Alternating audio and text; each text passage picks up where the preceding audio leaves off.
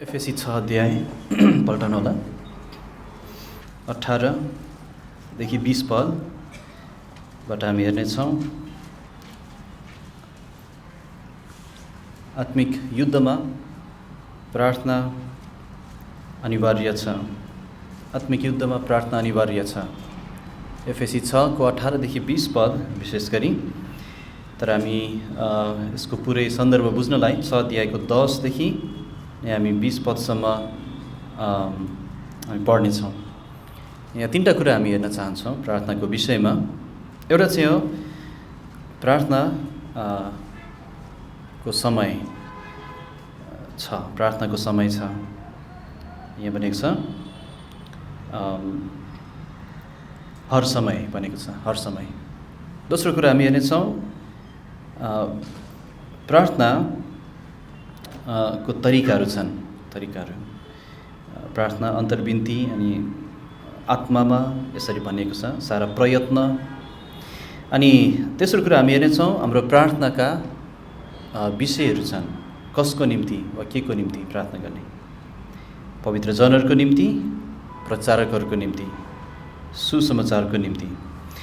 FAC 6 को 10 देखि 20 पद जहाँ आत्मिक युद्धको बारेमा बताइएको छ, यहाँ हामी प्रार्थनाको महत्त्वपूर्ण स्थान देख्छौँ। यहाँ लेखिएको छ, अन्तमा मेरा भाइहरू हो, प्रभुमा र उहाँको बलको सामर्थ्यमा बलवान हो, शैतानका धूर्त युक्तिहरूका विरोधमा खडा हुन सक्नलाई परमेश्वरका सारा हतियारहरू धारण गर। किनकि हामी मासु र रगतको विरोधमा कुस्ती लड्दैनौँ, तर प्रधानहरूको विरोधमा, अधिकारीहरूको विरोधमा, यस संसारको अन्धकारका शासकहरूको विरोधमा, आकाशीय स्थानहरूमा भएका आत्मिक दुष्टताको विरोधमा लड्दछौँ। यसकारण खराब दिनमा सामना गर्न सक्नलाई र सबै कुराहरू गरेर खडा हुन सक्नलाई परमेश्वरका सारा हतियारहरू उठाओ।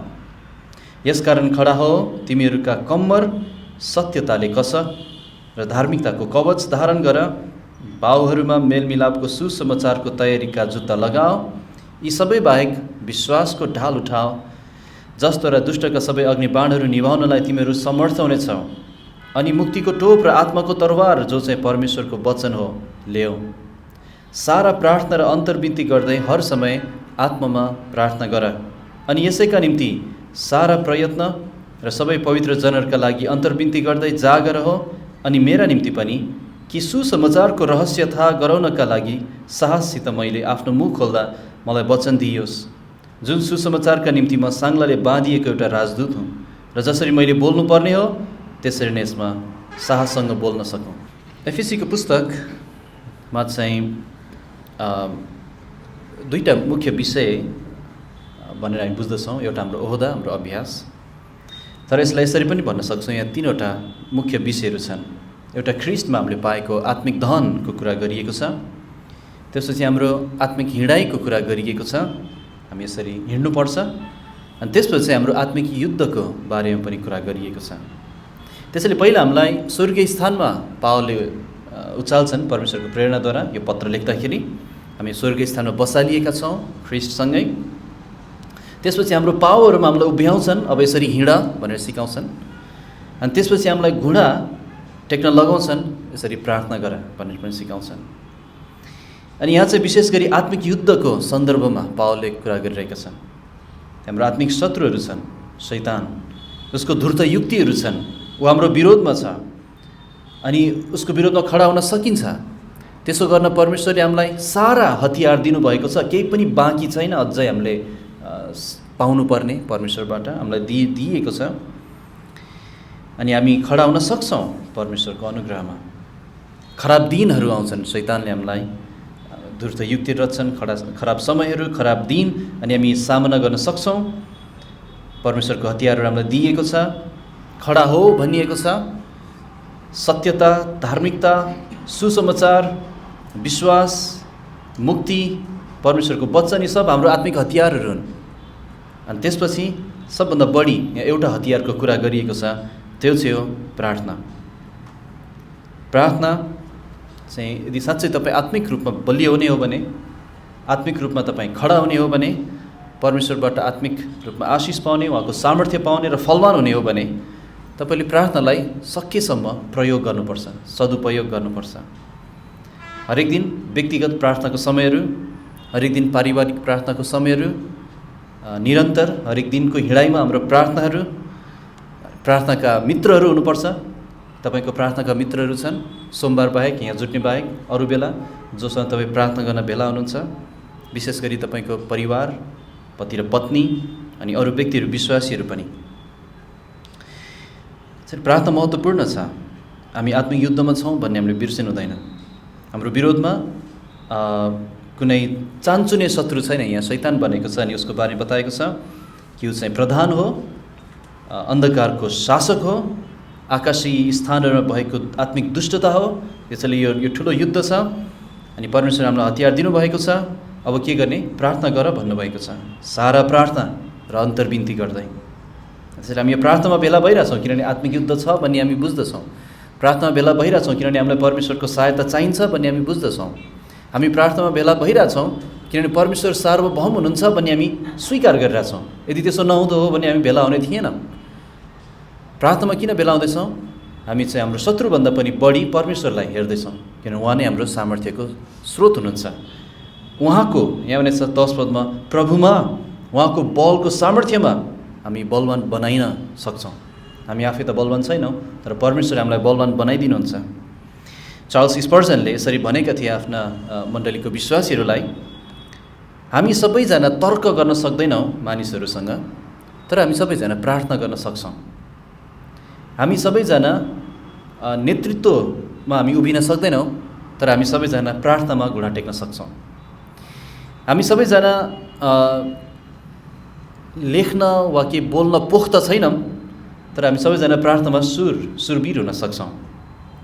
अनि चार्ल्स स्पर्जनले यसरी भने, मानिसहरूसँग धेरै बोल्न सक्नुभन्दा परमेश्वरसँग धेरै बोलेको म देख्न चाहन्छु। त्यसरी स्पर्जनले भनेका छन्। त्यसैले हामी यहाँ केही कुरा सिक्न चाहन्छौँ। पहिलो कुरा चाहिँ त्यहाँ प्रार्थनाको समय छ। 18 पदमा यसरी भनेको छ, सारा प्रार्थना र अन्तर्विन्ती गर्दै हर समय आत्मामा प्रार्थना गर। यहाँ भनेको छ हर समय हामीले सधैँ प्रार्थना गर्नुपर्छ। ख्रिस्टले त्यही मनोभाव राखेर, त्यही शिक्षा राखेर दृष्टान्त बताउनु भयो चेलाहरूलाई। प्रार्थना गर्नुपर्छ, हिम्मत हार्नु हुँदैन। हर समय भनेको छ, हर समय, हरेक दिन, दिनको हरेक पहरमा, हरेक समय। यसको अर्थ हामी परमेश्वरसँग निरन्तर सङ्गतिमा हिँडिराख्नुपर्छ। परमेश्वरसँग सबै कुरा हामी बोल्न सक्छौँ। परमेश्वरसँग हाम्रो बोल्ने समय रोकिनु हुँदैन। परमेश्वरसँग सङ्गति टुट्नु हुँदैन, रोकिनु हुँदैन। हर समय उहाँसँग प्रार्थना गर्ने। अनि बाइबलले खास यो हर समय प्रार्थना गर भन्ने विषयमा धेरै पटक सिकाएको छ हामीलाई। जस्तै केही पदहरू म पढिदिन चाहन्छु।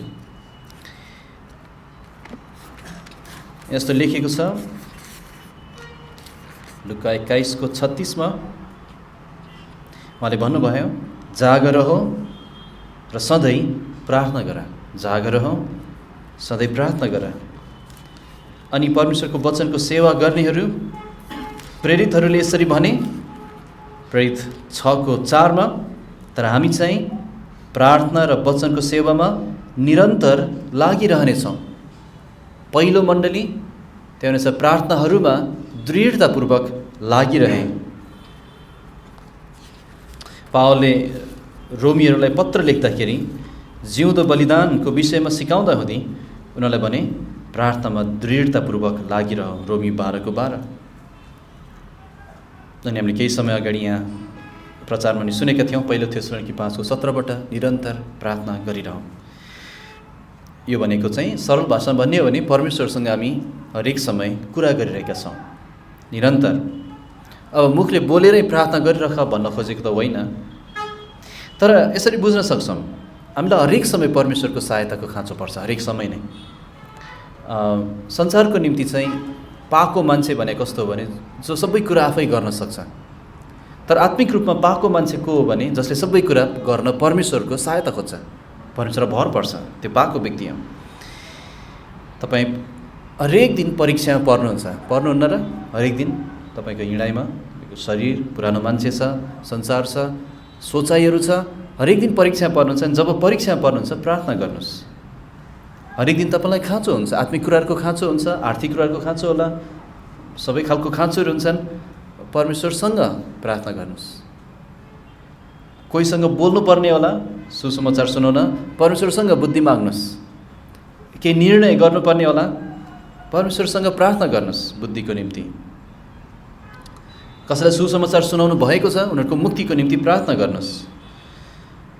कुनै विश्वासी पछि हटेको देख्नु भएको छ, उनीहरूको निम्ति प्रार्थनाद्वारा सहायता बनिदिनुहोस्। त्यसैले हामी प्रार्थना गर्ने धेरै विषयहरू छन्। हरेक पाइलामा त्यहाँ प्रार्थना गर्ने कुराहरू आउँछ, अनि हामीलाई प्रार्थनाको खाँचो पर्छ। हामीलाई बुद्धि चाहिन्छ, हामीलाई निर्णय गर्नुपर्ने हुन्छ, हामीलाई खाँचो हुन्छ, हामी परीक्षामा पर्छौँ, हामीलाई चोट पुग्छ। सबै कुराहरूमा निरन्तर प्रार्थना गरिराख्ने, अर्थात् दिनको हरेक समय त्यहाँ आत्मिक युद्धहरू छन् जो हाम्रो विरोधमा आउँछ। शैतान छ जो हाम्रो विरोधमा छ, शैतान छ जसले हाम्रो विरोधमा धूर्त युक्तिहरू गर्छ। अनि प्रार्थना गर्ने हरेक दिन हरेक समय परमेश्वरसँग निरन्तर सङ्गतिमा रहिरहने हो।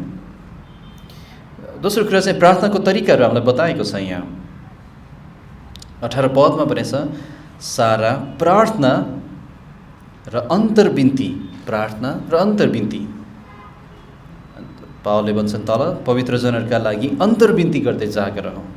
प्रार्थना जब हामी परमेश्वरसँग कुरा गर्छौँ, त्यसमा हामी उहाँको प्रशंसा गर्छौँ, उहाँको सामु हामी घुँडा टेक्छौँ, प्रशंसामा उहाँलाई उच्च पार्छौँ। प्रार्थना भनेको आराधना हो, परमेश्वरसँगको हाम्रो उपासनाको समय हो। अन्तर्विन्ती अर्थात् त्यहाँ हामी बिन्ती गरेर छौँ, हाम्रो केही ठोस मागहरू उहाँको सामु ल्याइरहेको छौँ। हामी आफ्नो निम्ति, अरूको निम्ति। पावलले भन्छन् यहाँ पवित्र जनहरूका लागि अन्तर्विन्ती गर भनेको हामी अरूको ठाउँमा उभिदिरहेका छौँ र उनीहरूको निम्ति परमेश्वरसँग प्रार्थना गरेर छौँ। जसरी ख्रिस्टले हाम्रो लागि गर्नुभयो। योना 17 अध्यायमा ख्रिस्टको नमुना देख्छौँ जब उहाँले हाम्रो लागि पितासँग प्रार्थना गरिदिनु भयो। त्यसैले यत्नशीलता, प्रार्थना, अन्तर्विन्ती, परमेश्वरको सामु तरिकाहरू त्यो बताएको छ। साथै विशेष गरी हामी हेरौँ आत्मामा भनेको छ। के हो यो आत्मामा भनेको? प्रार्थना कसरी गर्ने? प्रार्थनाद्वारा, अन्तर्विन्तीद्वारा। अनि अर्को चाहिँ हो प्रार्थनाको तरिका चाहिँ आत्मामा भनिएको छ। आत्मामा, पवित्र आत्मामा।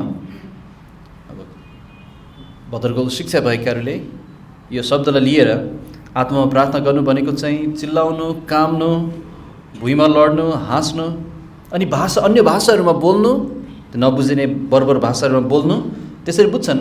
तर हामीलाई त्यो सिकाइएको छैन। प्रार्थना, आत्मामा प्रार्थना गर्ने भनेको चाहिँ कुनै क्यारिजमेटिक अनुभव होइन, कुनै क्यारिजमेटिक भद्रगोल होइन, आत्मामा बोल्नु होइन। आत्मामा प्रार्थना गर्नु भनेको त एउटा सरल तरिकाले भन्ने हो भने उहाँको इच्छामा रहँदै, उहाँको नियन्त्रणमा प्रार्थना गर्नु। उहाँको इच्छामा रहँदै, पवित्र आत्माले इच्छा गर्नुहुन्छ। पवित्र आत्मा व्यक्ति हुनुहुन्छ, पवित्र आत्माको इच्छाहरू छन्। अनि उहाँको इच्छा भनेको परमेश्वरको, पिताको इच्छा, पुत्रको इच्छा। उहाँ पिता, पुत्र, पवित्र आत्मा त्रिएक परमेश्वर हुनुहुन्छ, एकअर्कासँग एकै मन हुनुहुन्छ। पवित्र आत्मामा प्रार्थना गर्नु भनेको उहाँको निर्देशनलाई पछ्याउनु हो, उहाँको बुद्धि माग्नु हो। हामी के प्रार्थना कसरी गर्ने हामी जान्दैनौँ, त्यसैले हामीलाई पवित्र आत्मामा भर पर्नुपर्छ। साथै पवित्र आत्मामा प्रार्थना गर्नु भनेको चाहिँ एफएसीकै पुस्तकमा भने चाहिँ हामी उहाँलाई शोकित पारिरहेका छैनौँ। जस्तै एफएसी 4:30 हामी हेरौँ त। एफएसी 4:30 एक पाना अगाडि पल्टायो भने हामी त्यहाँ भेट्न सक्छौँ।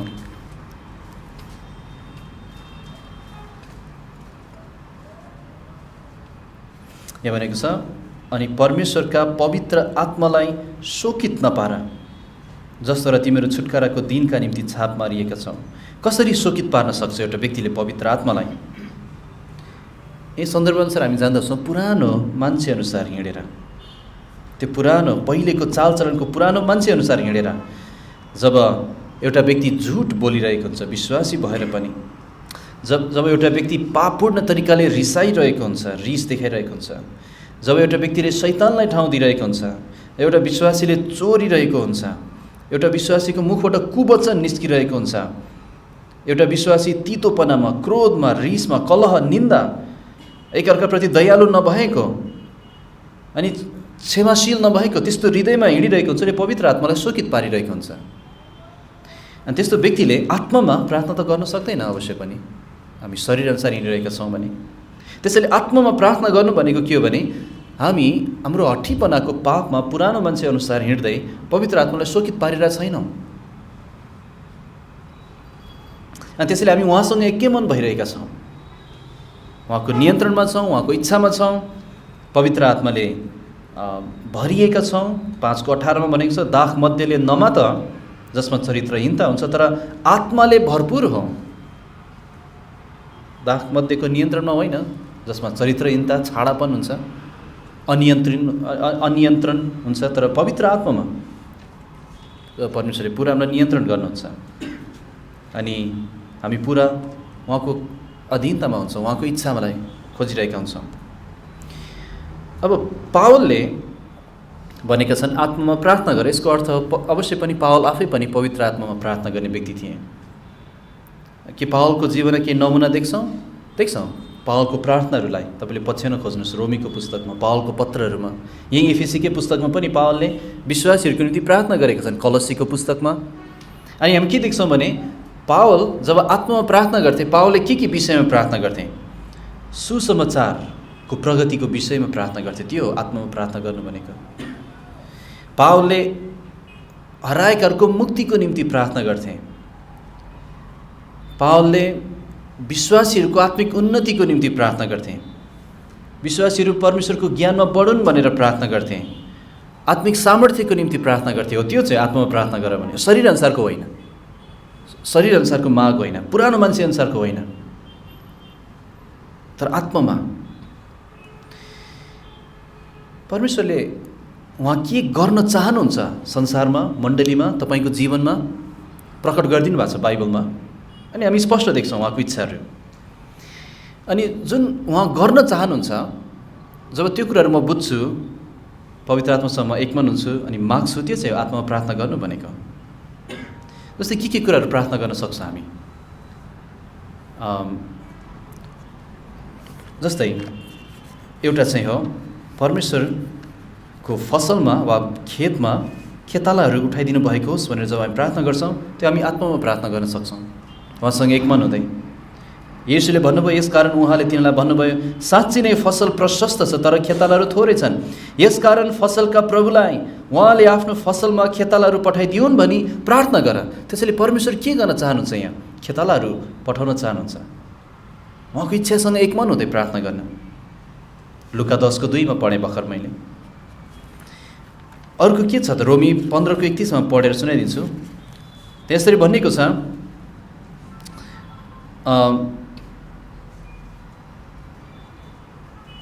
पावलले भन्छन्, अब हे भाइहरू, हाम्रा प्रभु येशू ख्रीष्टद्वारा र आत्माको प्रेमद्वारा म तिमीलाई बिन्ती गर्दछु, मेरा निम्ति परमेश्वरलाई प्रार्थना गर्नमा मसँगै मिलेर सङ्घर्ष गर। म यहुदियामा भएका विश्वास नगर्नेहरूको हातबाट उम्कौँ। यरुसलेमका निम्ति जो मेरो सेवा छ त्यो पवित्र जनका लागि ग्रहणयोग्य होस्। त्यसरी सबै मान्छेसँग परमेश्वरको डर छैन, सुरक्षाको निम्ति प्रार्थना गर हाम्रो लागि, त्यसरी भन्नुहुन्छ। जब हामी सुसमाचार सुनाउन जान्छौँ, त्यहाँ विभिन्न खालको मानिसहरू भेट्छौँ, जसले कोहीले चाहिँ आउन मन नलागे पनि यिनीहरूलाई छिटो भगाइदिइहालौँ भनेर, हुन्छ म आउँछु नि, हस् धन्यवाद भनेर आफ्नो बाटो लाग्छन्। कोही चाहिँ यिनीहरूलाई म चेताउँछु भनेर हामीलाई धम्की पनि दिन्छन्, कराउँछन् पनि।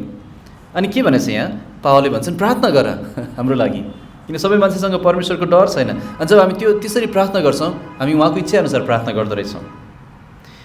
साथै प्रभुले भन्नुभएको छ, देशको शासकहरूको लागि प्रार्थना गर। किन? हामीलाई शान्ति र चैन होस्। तर किन शान्ति र चैन चाहियो तिमीहरूलाई? हामी भक्तिमा जिउन सकौँ, इमान्दारीमा जिउन सकौँ। जब जब संसारको कुनै भागमा शान्ति र चैन हुन्छ, विश्वासीहरू पछि हट्न थाल्छन्। तर पावलले भन्छन्, हो शान्ति र चैन, तर भक्तिको निम्ति पछि हट्न होइन, हो त्यसको लागि प्रार्थना गर। अनि जब हामी त्यसरी प्रार्थना गर्छौँ, हामी आत्मामा प्रार्थना गरिरहेका हुन्छौँ। अरू थुप्रै विषयहरू छन्, जस्तै आत्मिक बुद्धिको लागि याकुब 1:5, कलसी 1:9, परमेश्वरको इच्छाअनुसारको योग्य चाल हामी चल्न सकौँ, हिँड्न सकौँ भनेर कलसी 1:10। एकचोटि कलसीमै पल्टमा, त्यहाँ गलाती, एफएसी, फिलिपी, कलसीको 10 पदमा, 10 र 11मा त्यहाँ प्रार्थनाको केही विषयहरू हामी देख्छौँ।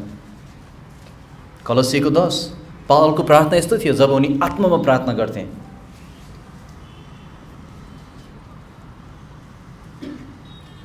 कलसीको 10 यहाँ भन्छ कि उहाँलाई पुरा प्रसन्न गराउनलाई, त्यसैले उहाँलाई प्रसन्न गराउन सकौँ, तिमीहरू प्रभुको योग्य चालमा हिँड। त्यसैले योग्य चालको निम्ति प्रार्थना, हरेक असल काममा फलदार हुँदै जाओ, फलदार हुनको निम्ति प्रार्थना, आत्मिक रूपमा परमेश्वरलाई चिन्ने ज्ञानमा बढ्दै जाओ, परमेश्वरलाई अझ चिन्न सकौँ भनेर। अनि 11 पद, ख्रिस्टीय जीवनमा उहाँको शक्तिको निम्ति, उहाँको सामर्थ्यको निम्ति, आनन्दसित सम्पूर्ण धीरज र सहनशीलताका निम्ति, उहाँको महिमित सामर्थ्य अनुसार सारा शक्तिले बलवान हो। यी विषयहरूमा प्रार्थना गर्नुहोस्। जब हामी परमेश्वरको प्रकट गरिएको इच्छाहरूलाई हामी जान्दछौँ, अब त्यो त बाइबल हामीले ध्यान दिएर नपढेसम्म हामी जान्दैनौँ परमेश्वरको इच्छा के हो भनेर। हो हामी बाइबल पढ्नुपर्छ, बाइबल सिद्धाउने हामीले योजना राख्नुपर्छ, अनि त्यसको लागि केही रफ्तारमा पढौँला। तर अघि भाइले भने जस्तै हामी पर्खिनुपर्छ, अनि ध्यान दिनुपर्छ, मनन गर्नुपर्छ, अनि परमेश्वरको मन हामी बुझ्न थाल्छौँ। यो परमेश्वरको मन हो। तपाईँ आत्मामा प्रार्थना गर्न चाहनुहुन्छ भने उहाँको मन बुझ्नुहोस्। पवित्र आत्मालाई परमेश्वरको मनपर्छ। एक मन हुनुहुन्छ, उहाँ प्रसन्न हुनुहुन्छ पिताको इच्छाअनुसार प्रार्थना गर्न। उहाँको प्रकट गरिएका इच्छाहरू छन्, हामी कसरी प्रार्थना गरौँ? हो यसरी प्रार्थना गर्नुहोस्, खेतालाहरूको लागि, सुरक्षाको लागि, देशको लागि, ताकि हामी भक्तिको अभ्यास गर्न सकौँ, आत्मिक बुद्धिको लागि, योग्य चालको लागि, आत्मिक फलको लागि, परमेश्वरलाई चिन्ने ज्ञानमा बढ्नलाई, ख्रिस्टीय जीवनमा हामी उहाँको सामर्थ्य पाउनलाई, उहाँको सुसमाचार फैलिन सकोस्। यस्तो खालको प्रार्थना चाहिँ सामर्थ्य प्रार्थना हुन्छ। जब हामी पुरानो मान्छेहरू साथ हिँडिरहेको छैनौँ, पवित्र आत्मालाई शोकित पारिरहेको छैनौँ र उहाँको इच्छाअनुसार मागिरहेछौँ, यो प्रार्थना सामर्थ्य हुन्छ, प्रभावकारी हुन्छ। किनभने परमेश्वर अब यस्तो प्रार्थनाको जवाफ दिनलाई उहाँले आफैलाई जिम्मेवार बनाउनुहुन्छ। साथै प्रार्थना कसरी गर्ने अर्को चाहिँ भनेको छ, यहाँ हामी फर्क्यौँ एफएसी 6:18मा, जागर हो भनेको छ। 18 पदमा जागर हो, निन्द्राहीनता, निन्द्रा नभएको अवस्था, हेर्नु, जागो रहनु, ननिदाउनु। यो जागर हो भन्ने शब्द चाहिँ प्राय जसो, अझै अरू खोज्न सकिन्छ होला, तर प्राय जसो चाहिँ हाम्रो शत्रु छ भन्ने सन्दर्भमा प्रयोग गरेको छ। किन जागर रहनु? हाम्रो शत्रु छ, त्यसै बिना काम जागर हो भन्नुभएको छैन। नहेमीहरू जब पर्खालमा काम गरिरहेको थियो, उनीहरू जागर रहन्थे, कोही न कोही त्यहाँ हेरिरहेको हुन्थ्यो शत्रुहरूलाई।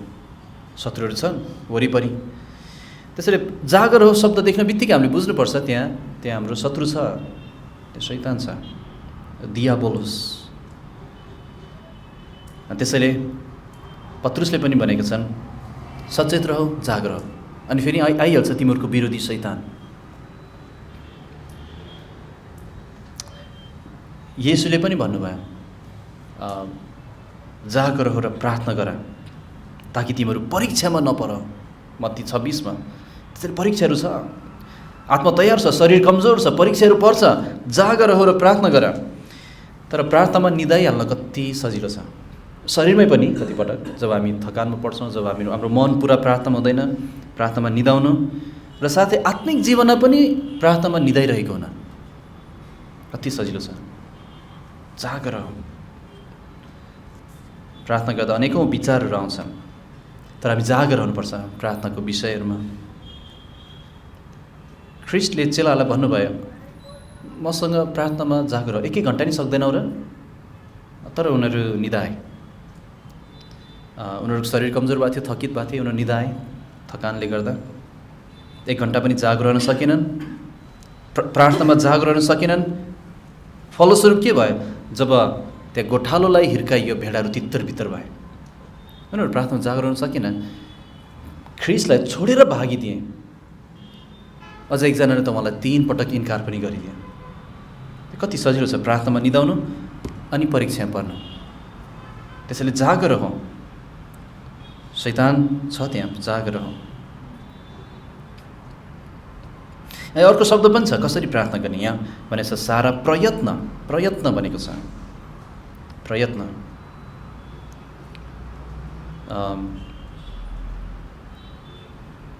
हार नमान्ने, थकित नहुने, लागिरहने, हार मान्न इन्कार गर, प्रयत्न, सारा प्रयत्न। खास प्रार्थनाको एउटा महत्त्वपूर्ण सिद्धान्त यही हो, प्रयत्न गर्नु, लागिरहनु, निरन्तर। येशूले चेलालाई सिकाउनु भयो, माग तिमीलाई दिइनेछ, खोज तिमीले भेट्टाउनेछ, ढकढक्याउ र तिमीहरूको निम्ति खोलिनेछ। तर त्यो कुन अर्थमा उहाँले भन्नुभएको भने माग र मागिरह, मागिरह, खोज र खोजिरह, ढकढक्याउ र ढकढक्याइरह, निरन्तर। हामीलाई प्रार्थनामा यत्नशीलता चाहिन्छ, हामी निरन्तर प्रार्थना गरिरहनुपर्छ। धेरै कारणहरू छन् किन प्रार्थना हामी यत्नशील भएर गरिराख्ने, किन दृढतापूर्वक गरिराख्ने, किन निरन्तर हार नमानिकन किन प्रार्थना गरिराख्ने, किन हामी प्रार्थनामा हार मान्नु हुँदैन, किन हामी सारा प्रयत्न गर्नुपर्छ। धेरै कारणहरू छन्। एउटा कारण हो परमेश्वरले हाम्रो विश्वासको जाँच गर्नुहुन्छ, त्यसले हामी प्रार्थनामा दृढतापूर्वक लागिरहनुपर्छ। हाम्रो विश्वासको अभ्यास गराउनलाई, जुन कुरा अभ्यास गरिँदैन त्यो कुरा चाहिँ कमजोर हुन्छ। अनि हाम्रो विश्वासको पनि अभ्यास गराउन चाहनुहोस् ताकि यो कसिलो होस्, प्रभुको निम्ति बलियोस्। त्यसैले प्रार्थना गरिरहनुपर्छ। अनि परमेश्वरले हाम्रो त्यही भन्नुहुन्छ, प्रार्थना गरिरह, निरन्तर, हर समय, यत्नशीलता, हार नमानिकन लागिरह। अनि तेस्रो कुरा हामी देख्छौँ हाम्रो प्रार्थनाको विषयहरू छन्। प्रार्थनाको विषयहरू, व्यक्तिहरू कसको निम्ति, के को निम्ति हामी प्रार्थना गर्ने। पहिलो कुरो त सबै पवित्र जनहरूका लागि भनेको छ 18 पदमा, एफिसी 18, सारा प्रार्थना र अन्तर्विन्ती गर्दै हर समय आत्मामा प्रार्थना गर अनि यसैका निम्ति सारा प्रयत्न र अर्को रहेछ सबै पवित्र जनहरूका लागि। सबै पवित्र जनहरू को हो? पवित्र जन भनेको, पवित्र जनहरू भनेका ती हुन् जो चाहिँ बचाइएका छन्, मुक्ति पाएका व्यक्तिहरू हुन्। हो, हामीले हराएकाहरूका लागि प्रार्थना गर्नुपर्छ। अनि प्राय हाम्रो प्रार्थनाको विषयहरू चाहिँ यहाँ मुक्तिको निम्ति हामी व्यक्तिहरूको नाम लिन्छ प्रार्थना सभामा। त्यो गर्नुपर्छ, त्यो खाँचै छ हराएका पापीहरूको मुक्तिको निम्ति प्रार्थना गर्नु। तर पावलको प्रार्थनाहरू चाहिँ के देख्छौँ भने हराएकाहरूको निम्ति पनि हो, तर प्राय जसो विश्वासीहरू केन्द्रित हुन्छ। प्रभुको सिद्ध इच्छा जान्ने ज्ञानमा बढ्न सकोस्, आत्मिक रूपमा फलदार हुन सकोस्, असल काममा फलदार हुन सकोस्, बुद्धिमा बढ्न सकोस्, आत्मिक बल। त्यसैले विश्वासीहरू केन्द्रित प्रार्थनाहरू। किन हो त? कारण के हो त? किनभने यहाँ चाहिँ सन्दर्भ के छ भने आत्मिक युद्धको सन्दर्भ छ। त्यो अविश्वासीहरू आत्मिक युद्धमा छैनन्, उनीहरू पहिले पराजित छन्, शैतानको अधिकारमा छन्, शैतानको अधीनस्थ पारिएका छन्। तर विश्वासीहरू छन् जो शैतानको पन्जाबाट निकालिएका छन् अनि उनीहरू आत्मिक युद्धमा छन्। उनीहरूको लागि प्रार्थना गर। हरेक विश्वासी, यहाँ भनेछ सबै पवित्र जनहरू। अनि वास्तवमा सबै पवित्र जनहरू नै आत्मिक युद्धमा छन्। कतिजना हारेको अवस्थामा होला, कतिजना जित्न खोजिरहेको होला, कति विजय होला, तर हरेकको निम्ति प्रार्थना गर्नुपर्छ। किनभने शैतानले चाहिँ हरेक पवित्र जनलाई अग्निबाणहरूद्वारा आक्रमण गरिरहेको हुन्छ। 16 पदमा भने जस्तै अग्निबाणहरू सहित आक्रमण गरिरहेको हुन्छ। शमुएल अन्तिम न्यायकर्ता, भविष्यवक्ताले पहिलो शमुएल 12:23 भने तिमीहरूको निम्ति प्रार्थना गर्न छोडेर म परमेश्वरको विरोधमा पाप गर्न चाहन्न। त्यसैले हामी देख्छौँ पवित्र जनहरूको निम्ति प्रार्थना नगर्नु भनेको पाप हो, पाप हो। त्यो सबै पवित्र जनहरूको निम्ति नगर्नु पाप हो। अनि कति विश्वासीहरू यो पापमा जिरहेका छन्। हो, हराएको निम्ति प्रार्थना गर्नुपर्छ। त्यहाँ उदाहरणहरू छन् हराएको निम्ति प्रार्थना गरेकाहरू अवश्य पनि। तर विश्वासी चाहिँ पवित्र जनहरू ती हुन् जो चाहिँ यहाँ आत्मिक युद्धमा शैतानको सामना गरिरहनु परेको छ। त्यसैले सबै पवित्र जनहरूका लागि त्यसैले प्रार्थना गर्नुहोस्, हरेकको लागि, आफ्नो लागि, आफ्नो परिवारको लागि मात्र होइन, हामी अरूको ठाउँमा पनि उभिदिनुपर्छ, अरूहरूको निम्ति प्रार्थना गर्ने। खालि अरूहरूको भौतिक कुराहरूको मात्र होइन, कतिपटक हाम्रो आँखाले भौतिक खाँचो मात्र देख्छ, भौतिक खाँचोलाई मात्र प्रार्थना गरेर हुनसक्छ, तर उनीहरूको आत्मिक खाँचोहरूलाई प्रार्थना गर्न सिकौँ हामी, जसरी पावलले गर्ने गर्थे। पावलले नमुनाहरू छन् पावलको प्रार्थनाको। साथै प्रार्थनाको विषय चाहिँ पवित्र जनहरू मात्र होइन, तर त्यहाँ सेवकहरू पनि हुन् जो चाहिँ विशेष गरी प्रभुको कामको निम्ति आत्मिक रूपमा अग्रपङ्क्तिमा छन्। पावलले के भने 19 पदमा र 20 पदमा, अनि मेरा निम्ति पनि। ओहो पावल, के तपाईँलाई प्रार्थना खाँचो पर्छ र? तपाईँ जस्तो प्रेरितलाई न पर्छ। पावलले भने मेरा निम्ति गर, घरिघरि भनेका छन्, अहिले पनि हामीले पढ्यौँ। त्यहाँ खराब मान्छेहरूदेखि प्रभुले छुटाउनु भएको छ, मेरा निम्ति प्रार्थना गर। फेरि यहाँ भन्दैछन् मेरा निम्ति प्रार्थना गर, मेरा निम्ति पनि गर। त्यसैले आत्मिक रूपमा अग्रपङ्क्तिमा भएका व्यक्तिहरूको लागि प्रार्थना गर्नुहोस्, तपाईँको मण्डलीको अगुवाहरूको लागि प्रार्थना गर्नुहोस्, अनि मण्डलीमा सेवाको काममा सक्रिय विश्वासीहरूको निम्ति प्रार्थना गर्नुहोस्, जो प्रभुको काममा निस्केका छन् उनीहरूको निम्ति प्रार्थना गर्नुहोस्। शैतान वास्तवमा हरेक पवित्र जनहरूको विरोधमा उसको आक्रमण त जारी छ, जो परमेश्वरको आज्ञा पालन गर्न चाहन्छन्, प्रभुको सिद्ध इच्छा खोज्न चाहन्छन्, तर भनिन्छ उसको विशेष निशाना चाहिँ अग्रपङ्क्तिमा भएकाहरू। उनीहरू लडाउन सकिने, अरूलाई लडाउन सकिन्छ भन्ने उसलाई थाहा छ। कुनै पनि मण्डली मानौँ आत्मिक अगुवा, त्यो मण्डलीको अगुवाको आत्मिक स्तर चाहिँ यति छ मानौँ होइन। अब त्यो मण्डलीमा विश्वासीहरू चाहिँ कोही कोही होलान् अलिक बढ्ने, तर प्रायः जस्तो चाहिँ अगुवाको आत्मिक स्तरभन्दा मुनि नै हुन्छ वास्तवमा।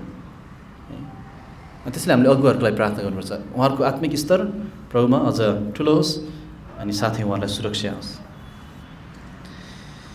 पावलको हृदय हामी यहाँ देख्छौँ, मेरा निम्ति पनि प्रार्थना गर कि सुसमाचारको रहस्य थाहा गराउनका लागि साहससित मैले आफ्नो मुख खोल्दा मलाई वचन दिइयोस्। हो म प्रेरित हुँ, तर मलाई वचन दिइयोस्, प्रार्थना गर। पावलको हृदय चाहिँ सुसमाचारतर्फ थियो। पावलको हृदय चाहिँ कुन बेला म यो कैद खानाबाट निस्कुम्ला अनि मिठो मिठो खाना पाउँला, न्यानो भएर सुत्न पाउँला भन्ने थिएन। पावलको हृदय चाहिँ सुसमाचारतर्फ थियो। 20 पद, जुन सुसमाचारको निम्ति म साङ्लाले बाँधिएको एउटा राजदूत हुँ। यो पत्र त कैदमा थिए अनि त्यहाँ साङ्लाले बाँधिएका थिए, तर पावलले त्यो भौतिक साङ्ला भन्दा पनि परमेश्वरको साङ्ला देख्थे, जुन साङ्लाले उहाँको राजदूत हुन उहाँले बाँध्नु भएको थियो आफ्नै इच्छामा जानबाट रोक्नलाई। अनि पावलले भन्छन् म एउटा राजदूत हुँ। पावलको बोझ यस्तो खालको थियो, मलाई साहस दिइयोस्, मलाई वचन दिइयोस्, अनि म राजदूत हुँ भन्ने म सम्झिराखौँ, अनि जसरी बोल्नुपर्ने हो म साहससँग बोल्न सकौँ, यसरी प्रार्थना गरिदिनुहोस्।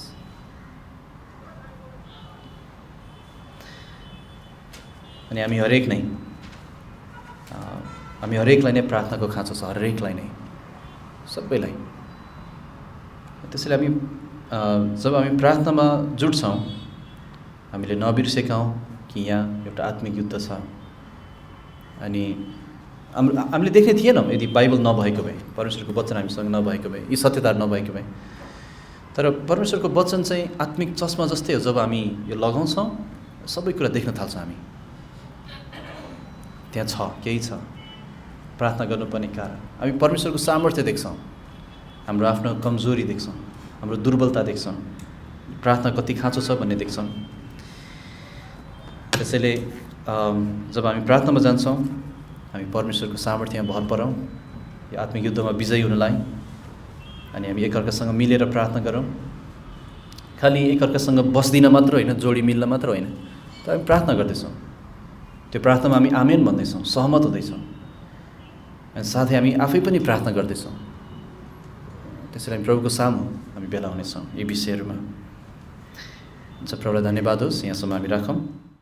परमेश्वरलाई उपासना गर्नु भनेको चाहिँ उहाँको जे योग्यता छ